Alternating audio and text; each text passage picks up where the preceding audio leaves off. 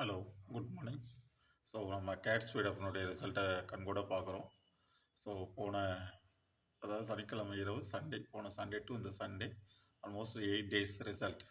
So this is the visual observation. அதனுடைய growth, அதனுடைய size, அதனுடைய லென்த்து, நம்பர் ஆஃப் டெய்லர்ஸு, இதுதான் வந்து கேட் ஸ்பீட் அப்னுடைய ரிசல்ட்டு. Amazing result.